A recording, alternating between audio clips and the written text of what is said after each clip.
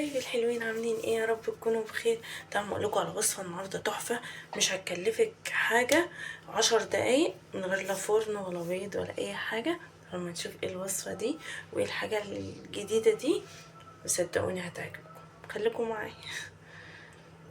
شو حبايبي، انا هنا حضرت معلقتين سكر، معلقتين نشا، معلقتين كاكاو كبار. هنحط عليهم كوبايه ميه كده، ونبتدي ان احنا ندوبهم بمضرب بيد. بعد كده هنحط اللبن، كوبايه لبن، ونرفعهم على النار لغايه لما يتماسكوا.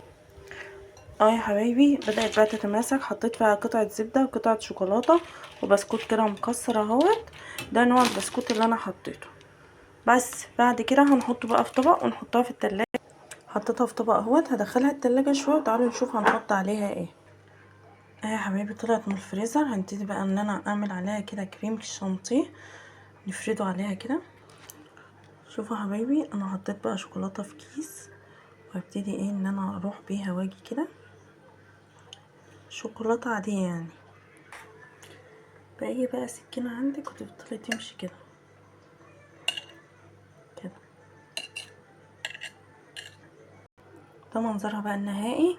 هدخلها بقى التلاجة شويه، لما تطلع بقى نقدمها مع بعض. الحلاوه دي واو واو، حاجه كده واو. هي اسمها كده حاجه كده واو.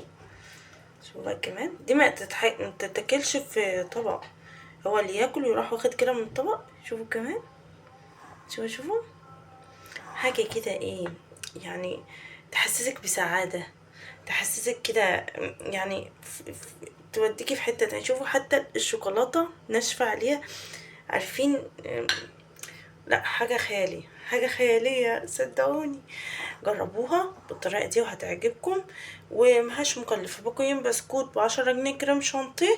عملنا الموضوع ده كله حاجه يعني مفيش حاجه حلوه كده للاولاد وهي بتذاكر. بجد بجد تحفه، جربوها. وما تنسونيش بقى في لايك ومتابعه على الصفحه. وسؤال بقى النهارده، ما هي معجزة سيدنا أيوب؟ اللي يعرف يقول في الكومنتات. ويا رب يقعد عليكم الأيام بخير يا رب وسعادة، وأشوفكم على خير. باي باي.